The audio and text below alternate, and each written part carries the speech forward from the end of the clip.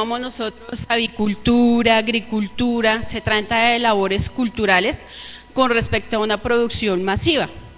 Entonces, cuando nosotros llamamos de agricultura, pues es del agro, si hablamos de avicultura es de aves, y si hablamos de lombricultura, pues es de lombrices, ¿ok? Entonces voy a contarles,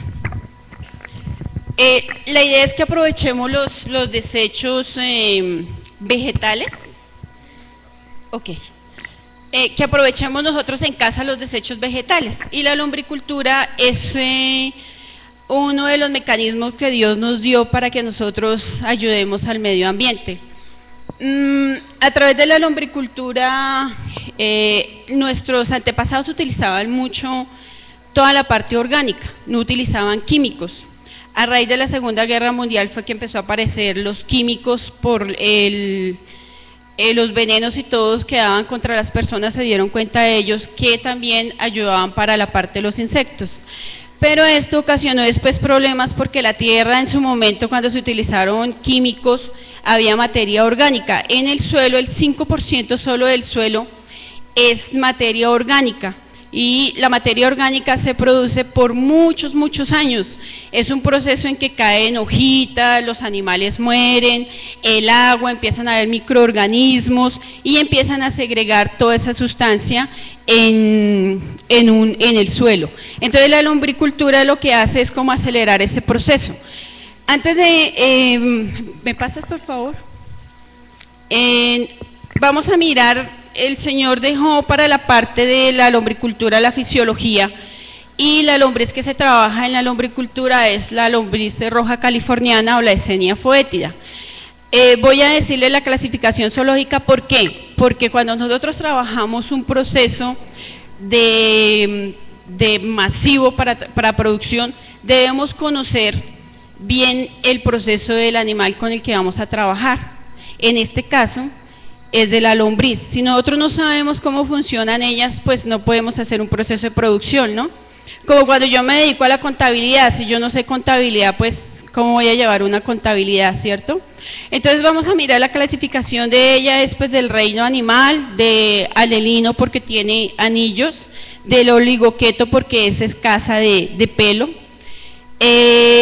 opistoporo porque respira a través de la piel, lombricea porque es de las lombrices, Eisenia porque es el género que es al que pertenece, y foetida porque es cuando ella muere, expide un olor fétido. Entonces esa es la clasificación. Vamos a mirar lo que el Señor hizo, la maravilla en los animales, en esta Eisenia. Tiene 5 pares de corazones. El sistema es un sistema circular cerrado. Porque tiene 5 pares de corazones.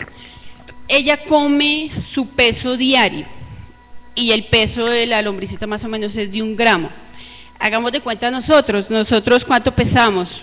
Digamos de 50 kilos promedio, ¿cierto? Si yo como 50 kilos diarios, ¿qué pasa con mi organismo? Terrible, ¿cierto? Pero ella come ese equivalente. Dios la diseñó especialmente para que pueda todo su organismo trabajar todo ese alimento.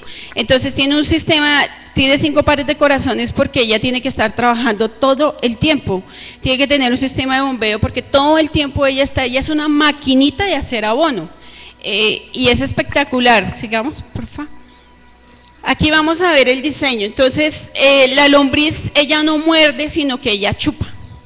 Por lo tanto es necesario que el sustrato se llama el material donde ella vive, esté totalmente húmedo, porque si no está húmedo, pues ella no puede alimentarse. Entonces el sustrato debe estar bien húmedo. En la parte 1 que vemos ahí, tiene un gran número de receptores en la cavidad bucal, y ella puede, con esos receptores, puede determinar la comida. Entonces si yo la tengo aquí y aquí no hay comida, pero si allá, así sea 1 metro, 2 metros, hay comida, ella se va para allá, y ya allá llega y encuentra comida. Empieza a alimentar. Tiene ella en el punto 2, el alimento pasa por el esófago, donde ella tiene unas glándulas calcíferas que segregan iones de calcio. ¿Qué hacen esos iones de calcio? Resulta que el alimento, no sé si ustedes han escuchado del pH, que está alto o bajo, y el neutro es de 7, entonces ella puede tener el alimento que esté alto o bajo, pero al pasarlo por este sistema, lo que hace es nivelarlo a un 7 o un 8, o sea que es ideal para es lo que ella segrega o bota, sirve para abonar el suelo, lo neutraliza. El otro es que ella tiene, miremos el punto 4, que tiene pasa por el celoma, es la cavidad, y ya ahí segrega un líquido celomático que produce antibióticos. Ese es el único animal que no se enferma. Tiene ese antibiótico, lo están estudiando porque es muy poderoso. Es increíble que lo que hace con el material es neutralizar, o sea, todo patógeno, todo microorganismo que no sea bueno para el suelo, ella lo neutraliza con ese líquido.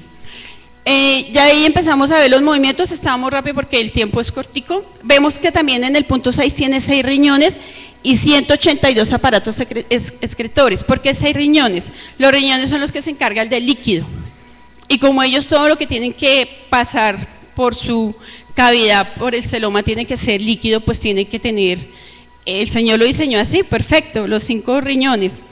Entonces vemos que, y 182 aparatos excretores, porque ¿cuánto come? Un gramito para nosotros no es nada, pero el peso en ella, 50 kilos en nosotros es mucho, ¿no? Entonces vemos la sabiduría del Señor.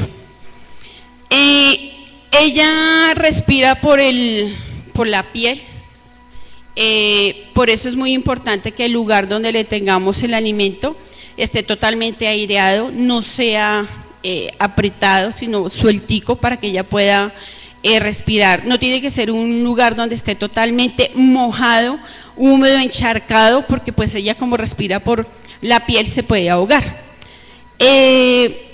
Sistema inmunológico, como le dije, no tiene enfermedades. El sistema nervioso es muy sencillo, es un ganglio que se va hasta aquí y va por todo el cuerpo.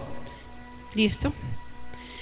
Su sistema de reproducción, algo maravilloso de ellas es que el sistema productivo es hermafrodita. ¿Saben ustedes qué es hermafrodita? Tiene los dos sexos, ¿cierto? Pero necesita igual la copulación. Entonces necesita una de otra. Cuando ellas son adultas, el anillo del centro es gruesito y entonces ella copula la una con la otra para la fertilización. Vemos ahí también que ellos, la edad adulta de una lombriz es a los 3 meses, y a los 3 meses empieza ya a reproducir, y cada 20 días más o menos se están reproduciendo. Cuando reproducen ellas botan un huevito, un cocún, donde caben de 2 a 21 lombrices, o sea que la reproducción de ellas es grandísima. Si está en buen ambiente, si no está en buen ambiente, si es un ambiente que no es el clima, si no es el aire, si no es el agua, pues no pasa esto y se adormecen y no trabajan bien. Bueno, sigamos, listo. ¿Cuánto duran ellas? La longevidad de una lombriz es de 16 años promedio. Este tipo de lombriz, que es la Eisenia foetida o la californiana, que es la que llaman, es la única que se reproduce de esa manera, porque las otras solamente al año dan 1 o 2 reproducción nada más. ¿Qué más tenemos de ella? Regeneración de tejidos. Regeneración se refiere a que la última, si yo parto una lombricita de la parte final, ella se regenera esa parte. Si la parto del centro, donde está, cuando vimos el dibujo donde está todo el aparato del sistema, pues ahí muere ella, pero si la hacemos en la puntica, ella se regenera fácilmente esa parte. ¿Listo? Bueno, ese era como lo que quería contarles, cómo funciona ella, y les voy a decir la manera práctica de cómo podemos trabajar nosotros en la casa los desechos. ¿Qué tipo de alimentos comen ellas? Ellas comen todos los desechos que producimos en la casa, las cáscaras de las frutas, de las verduras, bobinazas, equinazas, ¿sí? Las bobinazas son los desechos de los bovinos, las equinazas del caballo. y se trabaja todo esto y con todo eso ellas se alimentan. ¿Qué es lo que no podemos darle a ellas? Metales, plásticos, goma, vidrio, que pues es imposible que ellas lo digieran. ¿Listo? La humedad que recomendamos es el 80%. ¿Cómo podemos saber? Hay unos medidores, pero la manera más práctica es coger un guante, meter y oprimir el material y que el material no gotee, ¿sí? Que no vaya a gotear, sino que quede bien húmeda la mano. Eso es, si está muy seco tampoco nos sirve. Entonces es como la manera que uno mide de manera sencilla. La temperatura ideal de ellas es de 21 grados, pero en la casa, pues cuando uno las tiene en la casa, puede mantener de 15 a 20 grados, puede mantenerlo uno en la casa, con el sistema que les voy a enseñar. Bueno, el pH, como les digo, la ideal sería tener el neutro, pero ellas con el sistema lo neutralizan también el material. Y el riego podemos hacerlo muy sencillo, cada 3 días podemos estar regando la canastilla. Lo que vamos a trabajar el lombricultivo se puede regar donde están ellas cada 3 días más o menos, o de acuerdo con lo que estemos viendo con el medidor podemos regarlas. ¿Listo? Vamos a enseñar entonces cómo podemos trabajar. Esta es una canastilla carullera, ¿sí? ¿Alcanzan a ver aquí todos? Listo. Ustedes pueden conseguir esta canastilla, pueden conseguir una bolsa negra. La bolsa negra simplemente la abren y pueden hundirla de esta manera, de manera tal que la cubran todo. Pueden conseguir dos, una así y otra atravesada. Como todo desecho vegetal bota agua, eso es un lixiviado, porque normalmente los vegetales tienen un 80% de agua y solamente el 20% de fibra.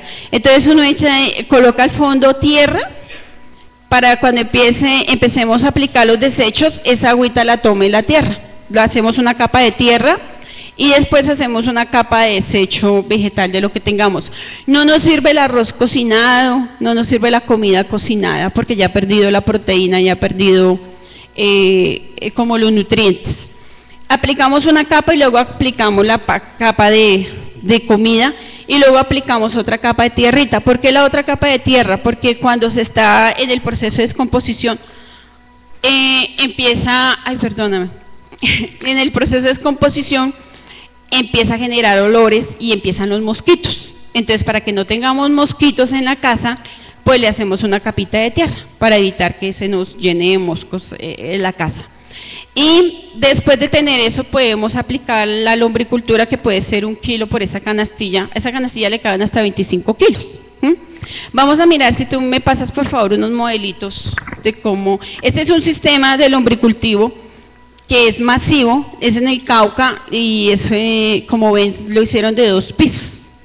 Este es uno que es el México, que es gigantesco, es uno de los lombricultivos más grandes que hay a nivel latinoamericano. Este es el sistema que les digo yo a ustedes, que es el de canastillas. Uno puede trabajar canastillas una sobre la otra y para coger ya la cosecha, cuando tenemos esta canastilla, entonces yo puedo trabajar esta aquí en el fondo y puedo colocarle después otra canastilla, y en esa canastilla no la forro con plástico al fondo, sino le coloco alimento nada más y la lombriz va a empezar ella a pasarse. Cuando ya vemos que se ha pasado bastante, solamente la retiramos la de encima y recogemos el abono de manera manual. ¿Listo? Ahí hay otros, ya si quieres pasar y ya. Este es lo que es en suelo, lo que son módulos. Esos son módulos de 7 metros por 1,50 de ancho y se puede trabajar. Bueno, ahí ya eso sería. Entonces ese es el proceso. ¿Tienen alguna pregunta al respecto, señora?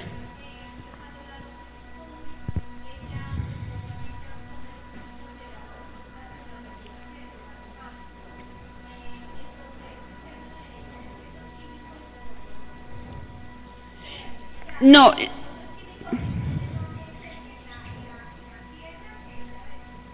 Buena pregunta. Como ella lo pasa por el organismo, vimos que ella tiene unos iones que la neutraliza, el pH, y tiene un líquido celomático que es como un antibiótico y neutraliza ese abono. Cuando uno manda eso al laboratorio, no sale nada de rasgos, ¿cómo es que se llama?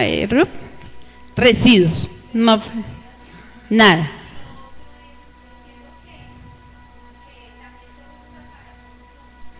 Se habla que se usa para consumo, pero realmente saldría muy costosa una hamburguesa de lombriz, porque es que en 1 kilo apenas vienen como unas 200 gramitos y una hamburguesa son media libra o 1 libra. Y 1 kilo de lombriz vale 6.000 pesos.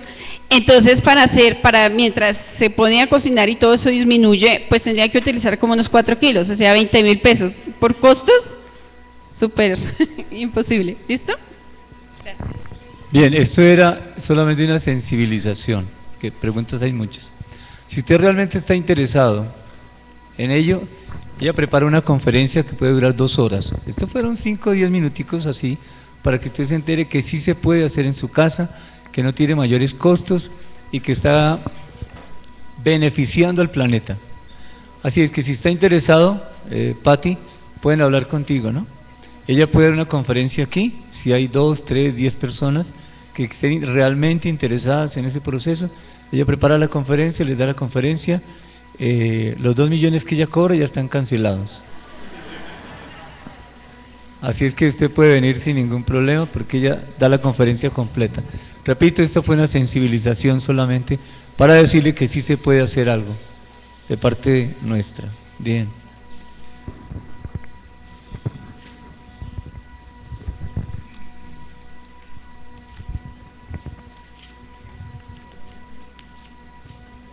Vamos a ir a la escritura.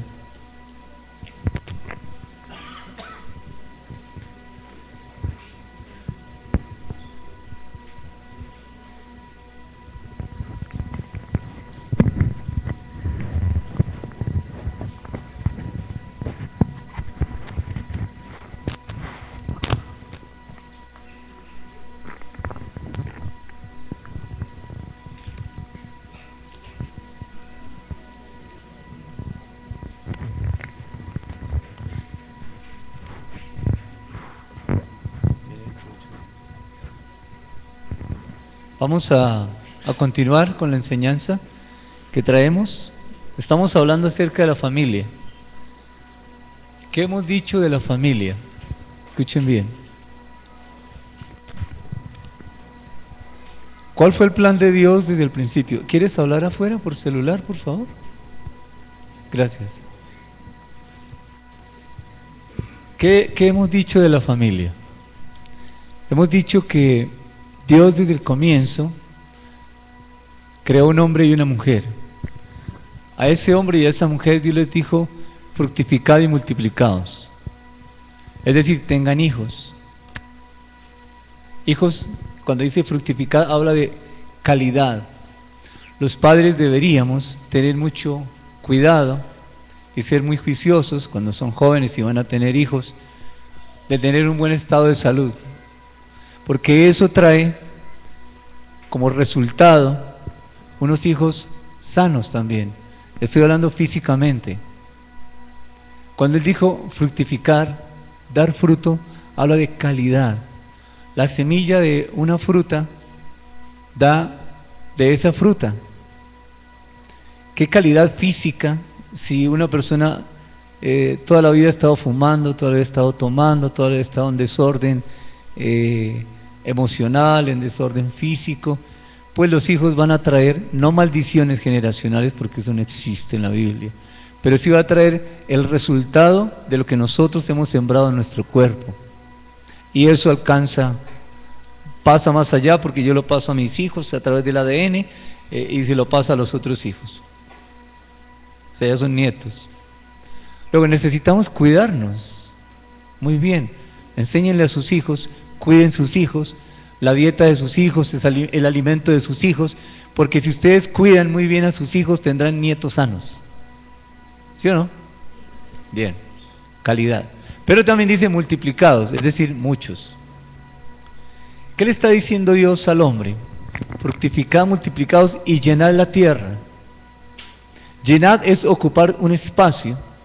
¿Cuál espacio tenían que ocupar ellos? La tierra. ¿Cómo iban a ocupar la tierra? Pues a través de la multiplicación de las personas. Esa multiplicación de personas son familias. Y a través de ellos se iba a llenar la tierra. Ahora, estamos hablando de Adán y Eva. Dios creó a Adán y Eva en una relación perfecta. Les dio su imagen, a todos nos dio la imagen. Y nos dio esa imagen para tener una comunión íntima con Él. Luego, Adán y Eva tenían una comunión íntima con Dios. Y ese Adán y Eva, en esa comunión íntima, que van a tener hijos, pues comienzan a transmitir lo que Dios les ha enseñado a ellos. Luego, los hijos de Adán y Eva, este es el plan de Dios. No estoy diciendo que así fue. Ese fue el plan de Dios. Génesis capítulo 1, versículos 27 y 28. El plan de Dios era ese, su proyecto, su propósito más bien era ese. Adán y Eva, creyentes, dependientes de Dios, porque así los creó Dios, le van a enseñar a sus hijos y estos hijos van a depender de Dios y los hijos de esos hijos sigan dependiendo de Dios y toda la tierra se iba a llenar con personas, con familias que dependían de Dios. Ese fue el plan de Dios. Pero eso no se cumplió. ¿Qué sucedió? Aparece Adán y Eva, la primera pareja. Y antes de tener los hijos, Adán y Eva no le creen a Dios. Y entonces quedan separados de Dios, quedan sin la comunión íntima con Dios. Ya escuchan la voz, pero no la entienden. No comprenden lo que Dios está diciendo. Dios en su misericordia, en su inmenso amor, los busca. Dios busca a Adán, Dios busca a Eva, los llama ¿a qué? ¿O los llama por qué? Porque los ama. Y porque el plan de Dios, el proyecto divino de Dios era llenar la tierra con personas dependientes de Dios, personas que creyeran en Dios. Bien, pues allí uno podría decir, el plan se le truncó a Dios. No, a Dios nunca se le truncan sus planes. ¿Desde cuándo está el Señor Jesús? ¿Desde cuándo está Cristo anunciado? La Biblia dice desde antes de la fundación del mundo. Leamos ese versículo en Pedro, por favor, para que usted quede convencido por la palabra. Está en Pedro.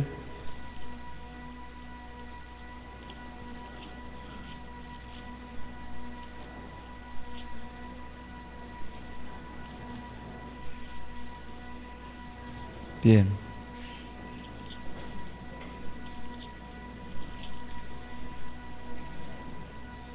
Primera de Pedro capítulo 1 versículo 19 dice, leo desde el 18, sabiendo que fuisteis rescatados de vuestra vana manera de vivir, hablando de nosotros cuando éramos no creyentes, la cual recibisteis de vuestros padres, no con cosas corruptibles como oro o plata, sino con la sangre preciosa de Cristo, escuchen, como un cordero sin mancha y sin contaminación, ya destinado desde antes de la fundación del mundo, pero manifestado en estos días por amor a vosotros. Cristo está desde antes de la fundación del mundo y aparece ya en la cruz desde antes de la fundación del mundo. Luego lo que sucedió con Adán y Eva, al Señor, a nuestro Dios, no lo tomó por sorpresa. Bien, ¿por qué aparece Jesús? Aparece porque es que el plan de Dios no puede cambiar, porque en su esencia Dios es inmutable y no cambia. Él no va a cambiar ese plan. Y ese proyecto divino, ese plan de Dios, ese propósito del Señor, que era toda la tierra llena por hombres y mujeres, por familias dependientes de Dios, no iba a cambiar. Pero alguien estaba interesado en que eso no sucediera. Pero no fue así. Viene la promesa del Señor en Génesis 3:15. Bien. Dios dijo, tengan hijos. Dios dijo, habiten por completo la tierra. Y Dios les dijo, como tercero, en Génesis 1:28, administren la tierra. ¿Qué les está diciendo? Llenad la tierra y sojuzgadla, señoread sobre los peces del mar, las aves de los cielos y los animales que están sobre la tierra. El hombre fue creado por Dios, formado por Dios. Le dio un mandato al hombre que era, encárguese de la vida y el ambiente natural de esa vida. No era solamente los peces, sino el ambiente natural en el que están los peces. No era solamente las aves, sino su ambiente natural. Y no solamente eran los animales del campo, sino también el ambiente natural. Ese fue el llamado de Dios. Encárguese de ese ambiente natural. Además, Dios creó al hombre justo para mantener unas relaciones de justicia, de equidad, tanto con las personas como con la creación. Rectitud, equidad, justicia. Luego Dios sí capacitó al hombre para señorear sobre toda la tierra. Uno diría, pero cuando Dios dice, multiplíquense y llenen la tierra, habla de mucha gente. En este momento hay como 7.000 millones de personas y no estamos ocupando una gran parte de la tierra. Aquí en Colombia cabrían, según los analistas, como 6.000 millones de personas. Usted dice, ¿cómo es posible? Sí, se puede vivir un espacio pequeño. Esa es otra historia. Solamente es para decirles, la tierra, Dios dijo, llénenla. ¿Con cuántas personas? Muchas. Eran muchas, millones de personas. Ese era el plan de Dios. Y Dios capacitó al hombre para que lo pudiera hacer. Bien. Como eso no se dio, como viene el pecado del hombre, el plan no cambia, el plan sigue. Solo que ahora Dios en su sabiduría, sabiendo lo que iba a pasar, no digamos que hace una variante, pero teniendo en cuenta lo que el hombre iba a hacer, Dios había preparado el Cordero, Dios había preparado la obra del Señor Jesús, pero el plan de llenar la tierra no ha cambiado. El plan de llenar la tierra todavía sigue. Y la pregunta es, ¿qué estamos haciendo? Bien. Me devuelvo un poquito para comenzar la segunda parte hablando de la familia. Ya hemos visto aquí que Dios preparó un lugar para esa familia, se llama hogar. Y ya vimos que Dios colocó en ese lugar unas personas, padres e hijos. Estos dos grupos, padres e hijos, van a convivir en ese hogar y a partir de esa formación hay una enseñanza, hay un crecimiento, hay una formación. Ese grupo de personas, padres e hijos, que aprenden en ese hogar, van a salir ¿a dónde? A una sociedad. Esto ya lo vimos aquí en las semanas pasadas. ¿Qué van a hacer esas personas o esa familia en esa sociedad? ¿Recuerdan que lo vimos? A ver, ¿qué recuerdan? ¿Qué recuerdan? ¿Quién levanta la mano? ¿Cómo? ¿Cómo? Teniendo relaciones justas con las otras personas. Bien, ¿qué más? ¿Quién más?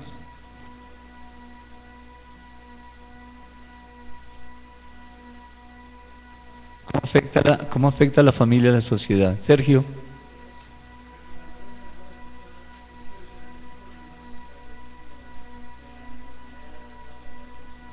Bien, ayudando a los problemas sociales. Bien, Ernesto.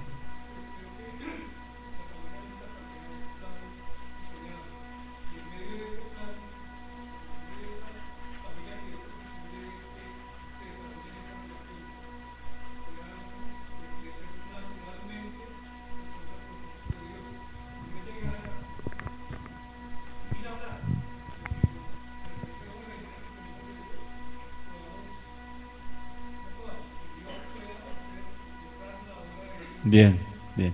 Y de manera práctica, ¿cómo es? Eso lo vimos aquí. De manera práctica, ¿cómo?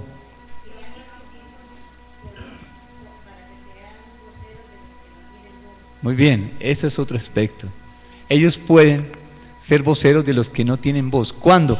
Cuando en el hogar se respeta la palabra, cuando en el hogar se escucha a los hijos se sienten valorados, se sienten respetados, y esos hijos mañana serán quienes van a estar dirigiendo una empresa, quienes van a estar en medio de una sociedad respetando al otro, y lo que decía la hermana, dando la voz a los que no tienen voz. Hermano. Sí. Muy bien. Y de manera práctica, ¿cómo sería?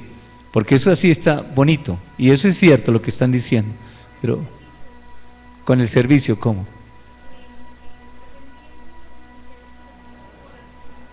Bien, atendiendo la necesidad de otros también, porque en el hogar fueron enseñados así. El hogar es un laboratorio, hijos. En el hogar nuestros hijos aprenden, y esos hijos que aprenden mañana van a una sociedad a reflejar lo que aprendieron en el hogar: tolerancia, respeto, autoridad, amor, compasión, servicio, de manera práctica. Eso lo vimos aquí. Bien. Enseña a los hijos salen en una sociedad e impactan en una sociedad de manera natural. Hasta ahí el resumen de lo que hemos visto hasta ahora. Vamos a mirar en esta mañana la enseñanza de hoy. Vamos a ver una familia que trasciende, porque el plan de Dios no terminó allí, no terminó con una familia que en el hogar hizo las cosas bien, una familia que le enseñó de manera correcta a sus hijos, y unos hijos que ya son adultos y están impactando una sociedad. Eso está bien, eso hay que hacerlo, pero eso no es todo. Todavía falta algo más. ¿Cuál era el plan de Dios? Llenar la tierra. ¿Con qué grupo de personas? Hablando de Adán y Eva, ¿con qué grupo de personas? Muy bien, que dependían de Dios. Pero eso se paró, frenó allí. Y diría Satanás: le gané al Señor, le gané a Dios. Eso de llenar la tierra con todas las personas dependiendo de Él, eso no, ya no puede ser así. Ya terminé con la primera pareja, pero no fue así. Repito, viene la promesa del libertador, y a través de esa promesa del libertador dice la Escritura: en ti, le dijo Dios a Abraham, serán benditas todas las familias de la tierra. Y no era porque Abraham fuera a bendecir a las familias de la tierra, sino porque a través de esa descendencia, ¿quién venía? La promesa del libertador, de Jesús. Claro que sí. Bien, uno podría pensar, nosotros también, a través de usted serán bendecidas, serán benditas todas las familias de la tierra. ¿Cómo? Si usted le enseña a sus hijos la promesa de salvación, si le transmite a sus hijos la obra del Señor en la cruz, si le enseña a sus hijos a depender de Dios, esos hijos le van a dar a sus hijos, o sea, a sus nietos, y esos nietos a sus otros hijos, o sea, a sus bisnietos, y así de generación en generación vamos llenando la tierra. ¿De qué? Del conocimiento de Dios. El plan de Dios no ha parado. El proyecto de Dios sigue. Me encanta eso de Dios. Nada lo toma por sorpresa. Bien, aquí comienza entonces la enseñanza. Una familia que ya está haciendo las cosas a la manera de Dios en el hogar y está afectando una sociedad. Pero hay que ir más allá. Mateo capítulo 12.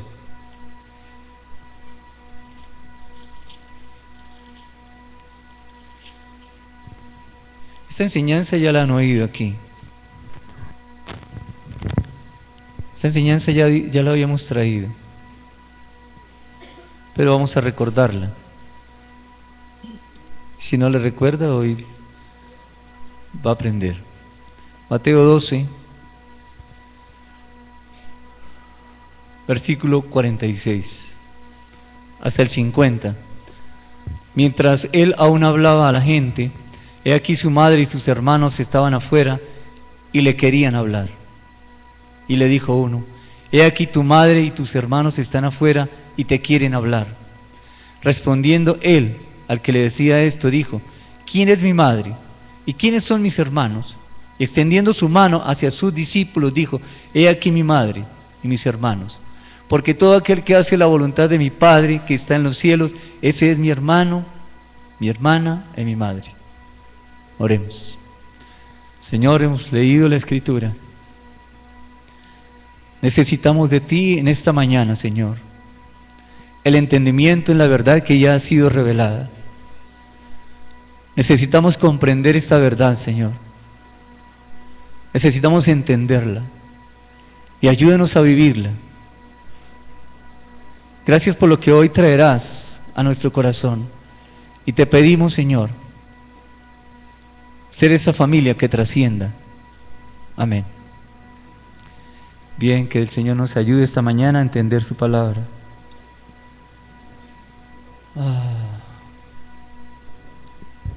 Parto de aquí. La tierra tiene que ser llena de familias que conozcan a Dios, porque ese era el proyecto de Dios. Y en este tiempo, la tierra tiene que ser llena de familias que dependan de Dios. ¿Cuál es el modelo de la familia hoy en día? Según la sociedad actual, una sociedad que no tiene a Dios como el centro, ni conoce la obra de Cristo en la cruz, ni le ha reconocido como su Señor y Salvador. Una sociedad que no tiene el Espíritu Santo en sí. Una sociedad que no vive conforme a los principios divinos, a los principios de Dios. Una sociedad volcada hacia la idolatría, porque es más conveniente, es más fácil que le digan las cosas como son, que le cuenten como son, y no tener que estudiar en la Biblia y orar en tiempo a solas con Dios para que Él nos enseñe. Esa es la sociedad actual.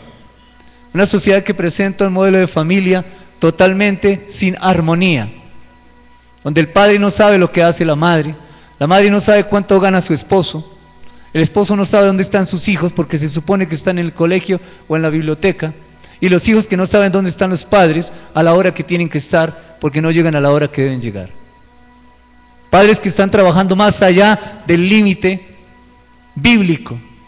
Y cuando digo límite bíblico no estoy hablando de una hora exacta, estoy hablando de un tiempo de calidad para su esposa y sus hijos, un tiempo de calidad para su esposo y sus hijos. Ese es el modelo de familia que demanda la Escritura, pero no es el modelo de familia que hoy se ve en la sociedad.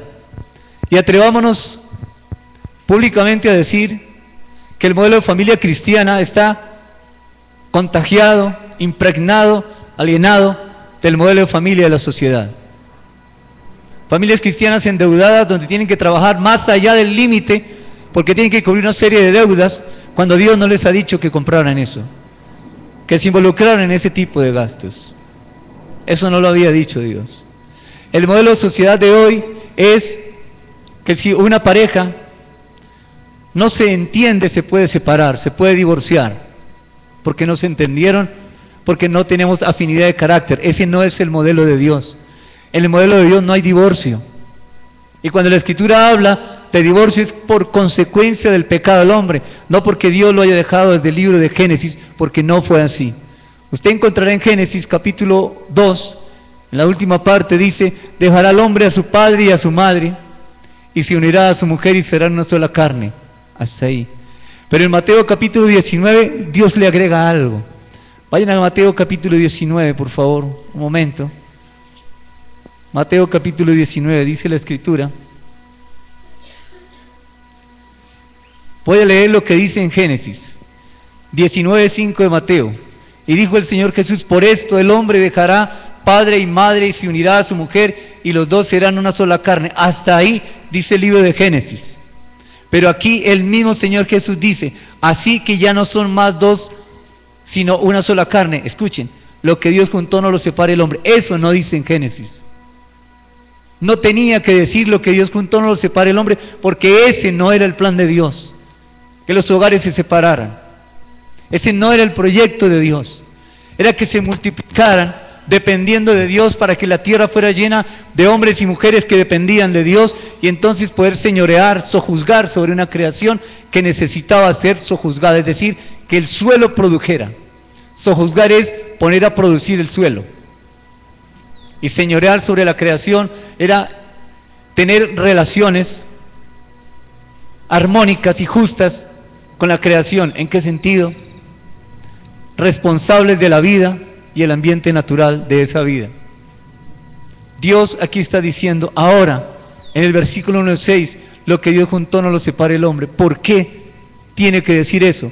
Porque está en medio, el Señor Jesús vino a una sociedad, a un mundo totalmente separado de Dios, donde el pecado era la comida del día, y todavía en muchas sociedades el pecado es la comida del día a día, porque el pensamiento se desvía tras pensamientos que no vienen de Dios. Cualquier pensamiento que venga a nuestro corazón y que vaya en contra del pensamiento de Dios, eso es pecado, y ese es pan de cada día. Lo que Dios juntó no lo separe el hombre. Ese no era el plan de Dios, pero lo dijo. ¿Por qué? Porque el hombre ya está en pecado. Y no es que le esté dando una salida. Dios en su misericordia, en su infinita misericordia, le está diciendo esto. Así que Dios no está aprobando el divorcio. Ese no fue el diseño de Dios y Dios no ha cambiado en eso. Bien. Dice la Escritura, nos leímos en Mateo capítulo 12.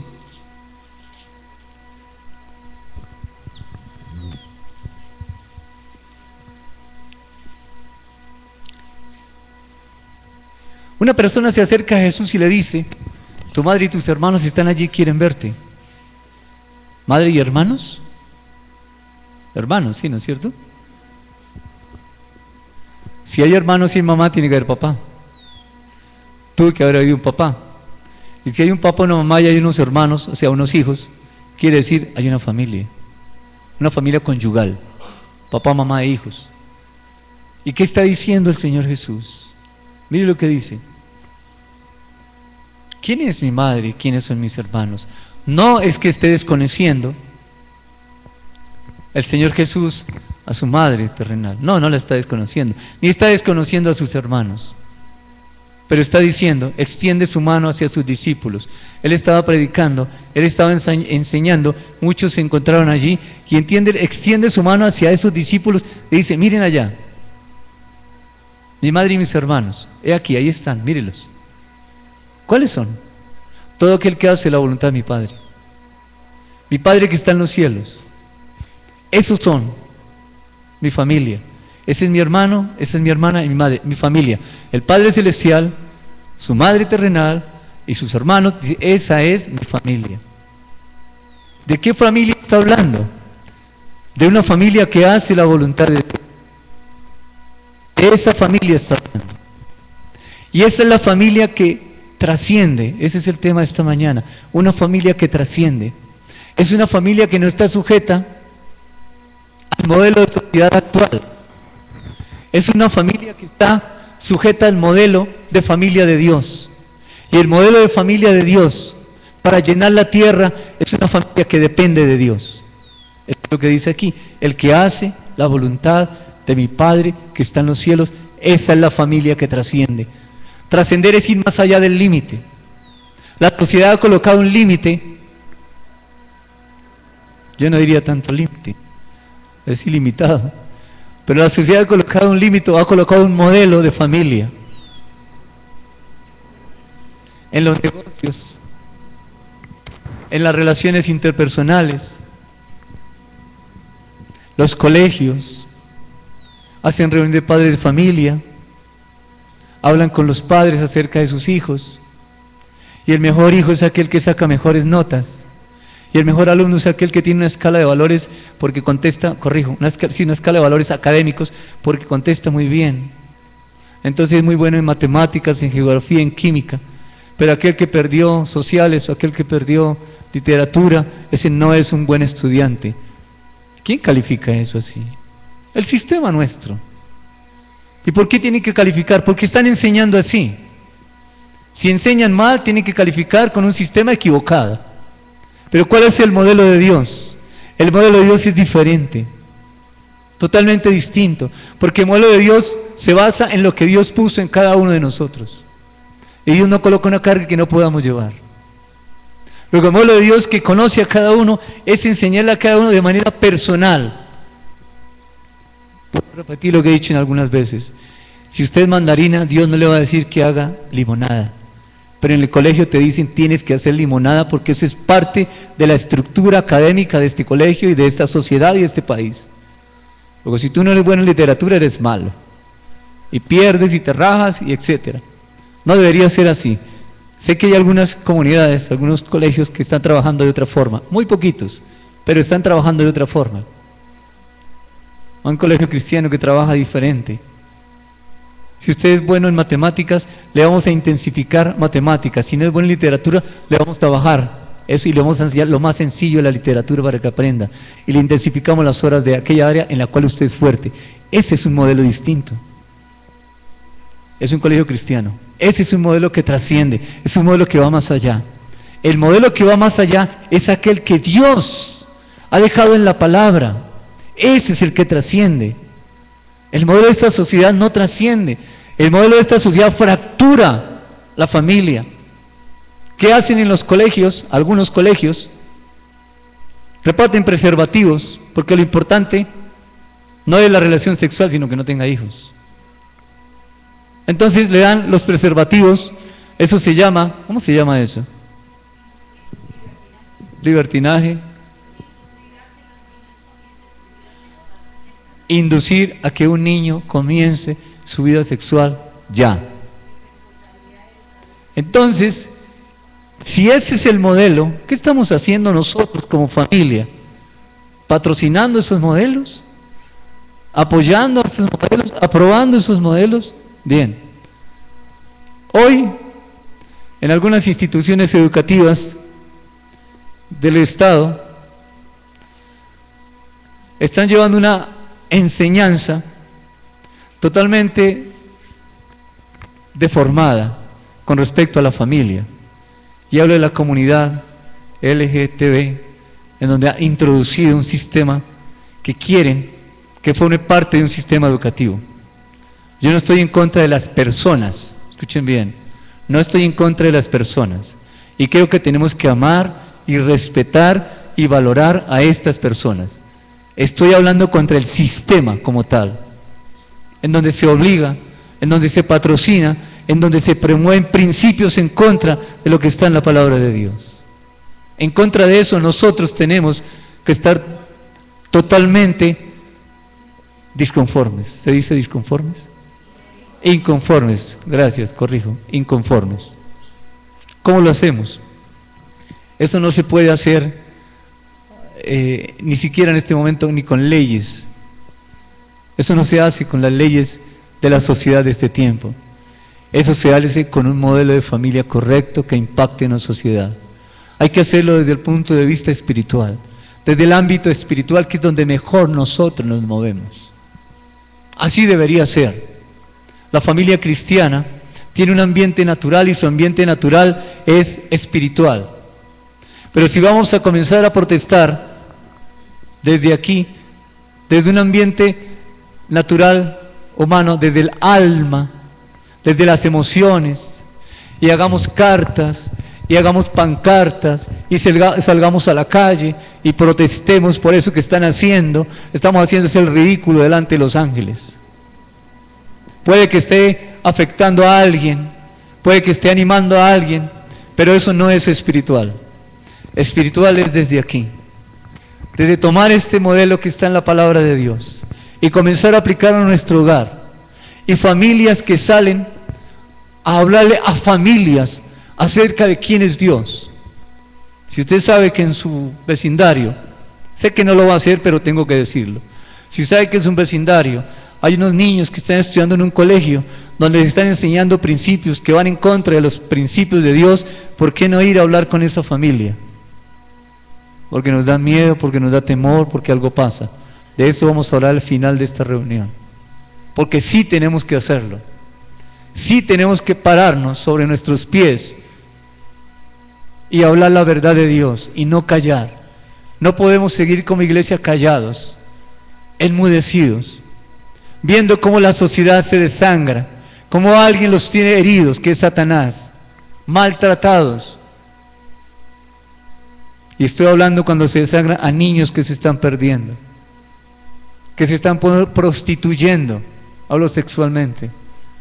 ¿Por qué? Porque hay comunidades religiosas como la nuestra que no está haciendo nada. Hay comunidades religiosas que se esconden en los cultos dominicales, que se sientan en las sillas y nadie los puede levantar de ahí para hacer algo en favor de una sociedad que está consumiéndose en medio del pecado. Necesitamos hacer algo. Esta es la familia que trasciende. Esta es la familia que tiene que ir más allá. El plan de Dios no ha parado y tiene que continuar llenando la tierra. Esa familia sujeta a la voluntad de Dios, esa familia que depende de Dios. Ya vimos eso en los 4 domingos anteriores. Esa es la familia que tiene que movilizarse, que tiene que trascender, que tiene que ir más allá del límite que le está colocando la sociedad. Él está diciendo, usted llega hasta aquí, usted se ajusta a estos parámetros de educación. Hay que ir más allá, hermanos. Que Dios nos ayude en eso, porque en verdad sí tenemos que hacerlo. No podemos seguir callados. ¿Qué dice la Escritura? Todo aquel que hace la voluntad de mi Padre que está en el cielo, ese es mi hermano, mi hermana y mi madre. Ese depende de Dios. Hechos capítulo ¿qué? 26.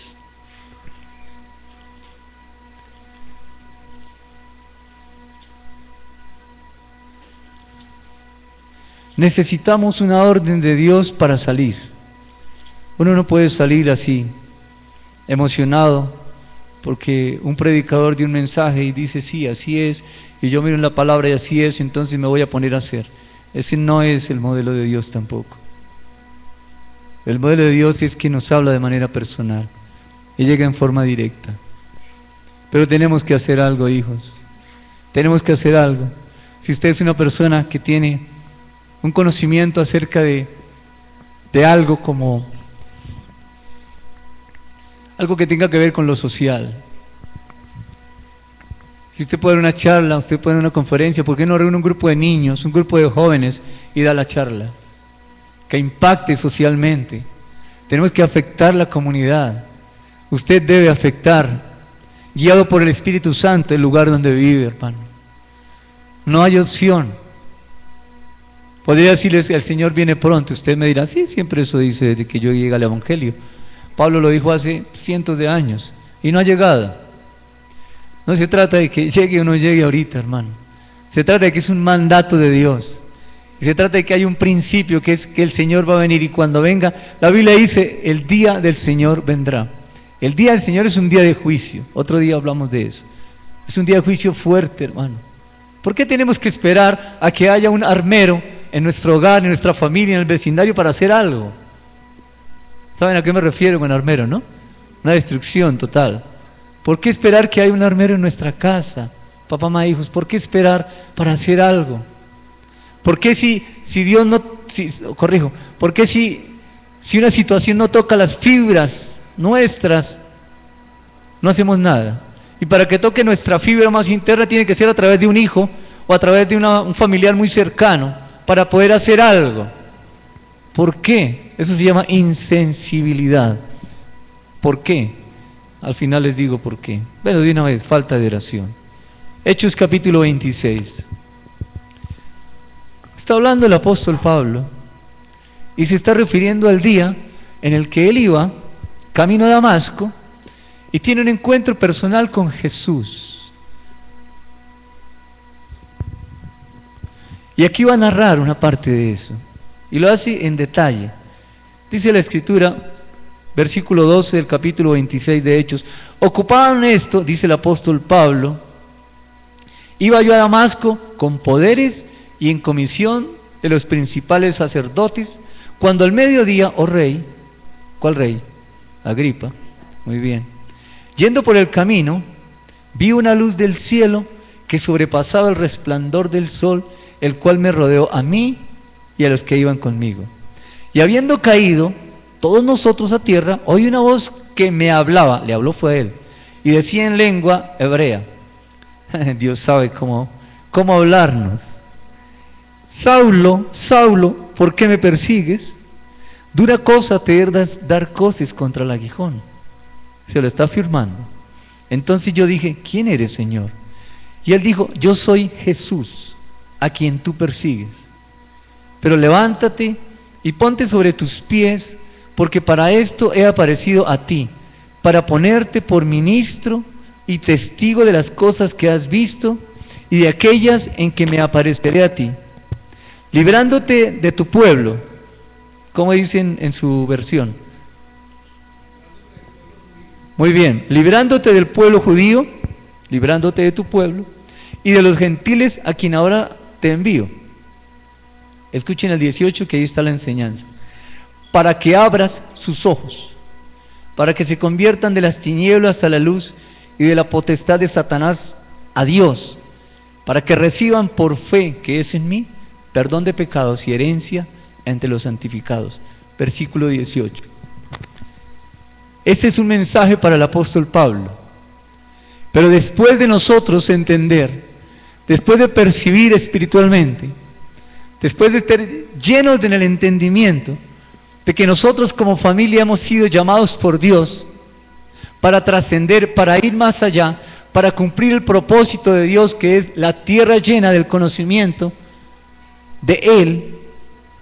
Y cuando conozcamos al Señor, conoceremos su gloria. Por ahora dejémoslo en lleno del conocimiento de Dios. ¿Qué tal si empezáramos solamente con eso? Después podríamos ver su gloria. Si eso es para nosotros, tendremos que entender lo que está haciendo el Señor aquí con el apóstol Pablo. Versículo 18. Leo desde el 17. Te envío. Está hablando al apóstol, al que él llamó, para que abra sus ojos. ¿Cuál es el propósito de Dios con el apóstol Pablo? Enviarlo para que él, dice la Escritura, abras sus ojos. ¿Los ojos de quién?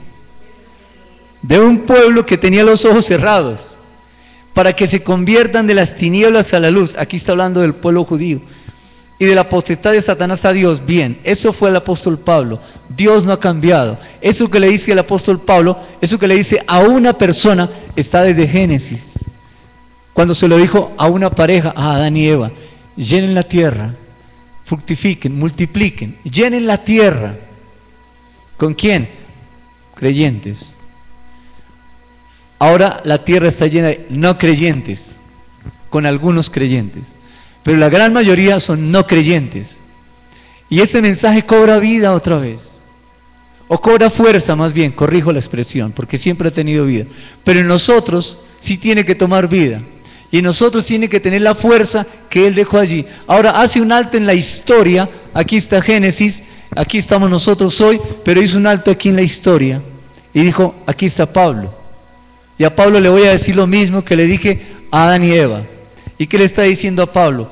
Vaya, yo te envío para que abras sus ojos, para que se conviertan de las tinieblas. Bien, a nosotros nos dice lo mismo. Ahora como familia, porque este es el plan de Dios. Ir, ¿a qué? A abrir los ojos. ¿De quién? De los que están muertos. ¿Quién está muerto? Los que tienen los ojos cerrados. ¿Qué quiere decir que tienen los ojos cerrados y están muertos? Que no conocen a Dios. Si no conocen a Dios, sus ojos están cerrados. La serpiente dijo a Eva: coma, que cuando usted coma se le abrirán los ojos. ¿Cuáles ojos? Aquellos que tenía cerrados. ¿Cuáles eran los ojos que tenía cerrados? Los del conocimiento del bien y del mal. Y si esos estaban cerrados, los otros estaban abiertos. ¿Cuáles? El árbol de la vida. Tenía una relación espiritual. Estaba vivo. Estaba viva esa relación. Pero cuando él quiere ser como Dios, pues se cierran. Y se abren los ojos al conocimiento del bien y del mal. Y aquí Dios está enviando a Pablo: vaya. Y esos que tienen los ojos cerrados a la verdad de Dios y que tienen los otros ojos abiertos, mire que Dios no le dice: vaya y ciérrale estos ojos, vaya y muéstrele que está haciendo mal. No, Pablo dijo: yo no vengo a ustedes, tienen que mirar mis manos, yo no vengo a ustedes con palabras persuasivas de humana sabiduría, persuasivas, yo no vengo aquí, yo vengo con una palabra que me da el Espíritu Santo para que se la traiga a usted, y eso trae poder. Esa era aquí. Luego, si estos se abren, si estos vuelven a su condición original, estos también vuelven a su condición original. Pues Dios le está diciendo a Pablo: vaya y haga esto. El mundo está así, le dice a Pablo. Vaya, porque yo te envío. Si Él lo envió, ¿qué va a suceder? ¿Va a cumplir? ¿Lo va a capacitar? ¿Lo va a formar? ¿Se va a cumplir lo que Dios le está diciendo que haga? ¿Abra los ojos? Sí. Luego Dios le está diciendo: vaya y hable de mí, para que esos ojos se abran, para que esos que están muertos vivan. Y entonces esto se cierra. Hoy a las familias nos dice lo mismo: vayan, porque ahí hay familias que todavía están así, todavía están entre lo bueno y lo malo. Y cuando hablo de familias, estoy incluyendo su familia, quizás su padre, su madre que no conocen al Señor todavía, tíos, primos, abuelos, etcétera, amigos que no conocen a Dios, están así.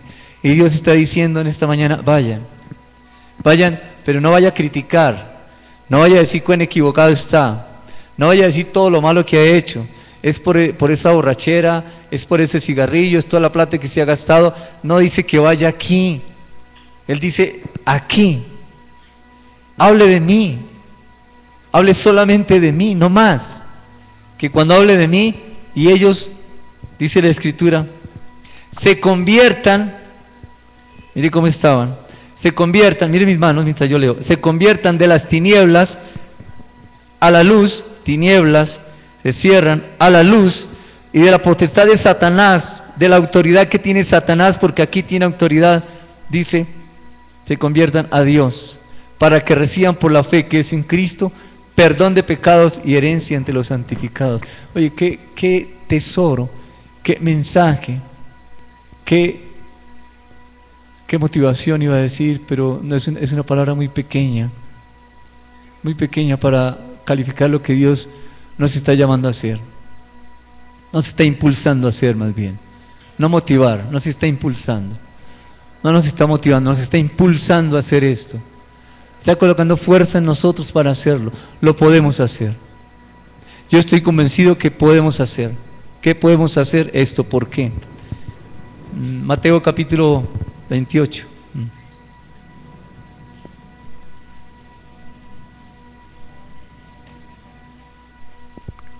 Mateo capítulo 28.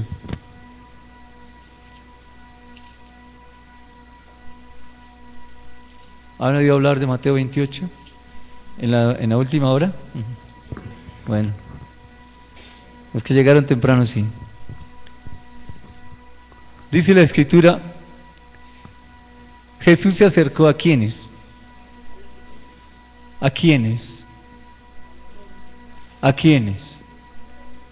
¿A quiénes? ¿De qué estamos hablando? ¿A quiénes se acercó?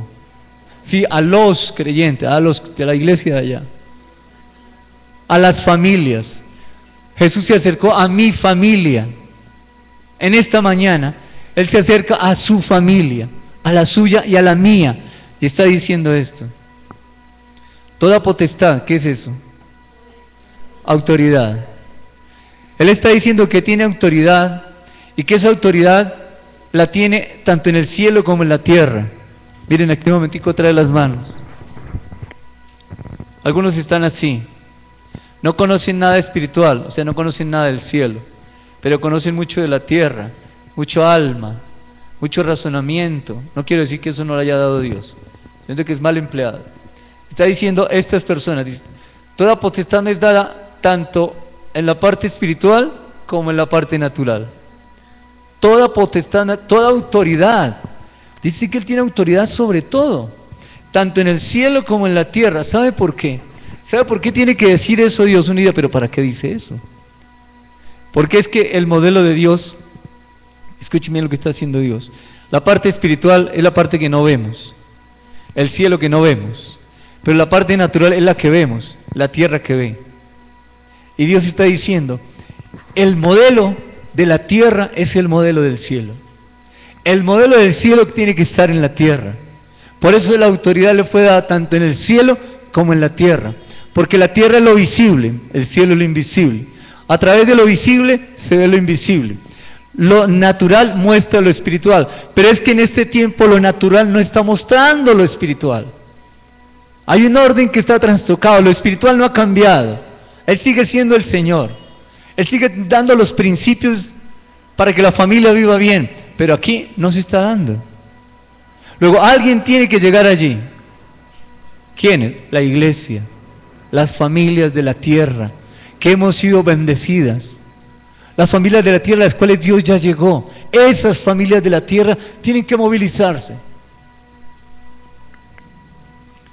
En la alabanza veíamos, en la enseñanza, cómo los discípulos, después de la muerte del Señor Jesús, caminaron, ¿cuántos kilómetros? 140 kilómetros. caminaron sin Jesús. Era la primera vez, estoy tomando lo que el hermano enseñó, era la primera vez que los discípulos caminaban solos. ¿De qué hablarían? Seguramente hablaron de muchas cosas. Pero cuando ellos llegaron allá, a donde Él les había dicho que fueran, lo reconocieron. Pero caminaron un tiempo solos. Bien. Hoy, ¿cómo caminamos? No me diga que sin Jesús. Hoy estamos llamados a caminar con una iglesia visible. Un Jesús visible a través de la iglesia. Hoy no caminamos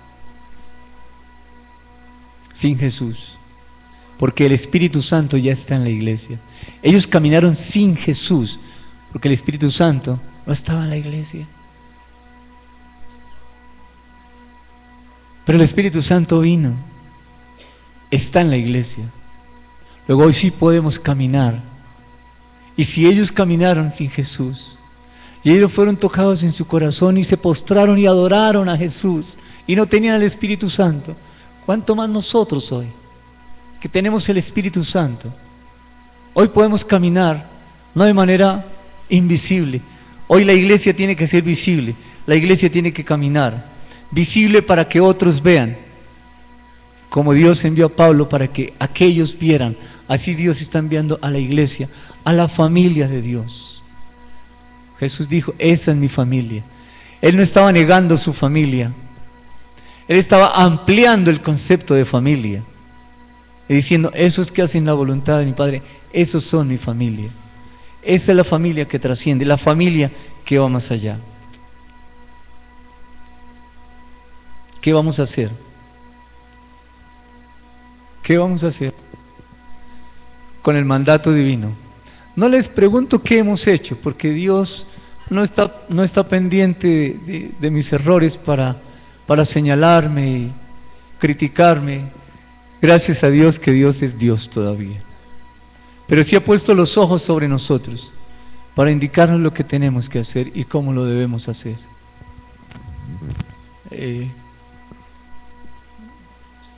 Esta semana tuve una reunión con mi esposa y otra pareja y compartimos acerca de la Escritura, acerca de lo que Dios está haciendo. Y allí podía entender yo lo siguiente. Nosotros comenzamos, el primer culto fue en el año, ¿en qué año fue? En el 2006. Y la primera predicación fue sobre oración. El primer culto fue sobre oración, ¿de acuerdo? Sobre oración. Después vienen las convenciones. Voy a hablar solo de la última, de la anterior. La del año pasado el tema fue de iglesia, pero ya veníamos hablando de la vida del Señor Jesús. Ya habíamos hablado de la obra del Espíritu Santo, hablamos de la vida del Señor Jesús, viene la convención sobre iglesia y comenzamos a enseñar. ¿Sobre qué enseñamos después de la vida de Jesús? Sobre la ley. ¿Enfocada en qué? En el servicio, basado en el amor. Una ley basada en el amor que impactara a través del servicio a la comunidad. Después de la ley, ¿de qué hablamos? ¿Usted se acuerda? No se acuerda, ¿no? Hablamos de la oración. Y vimos los días de la semana, los días de la creación, enfocados a estudiar la oración. ¿Cuál era la voluntad de Dios allí? Para orar.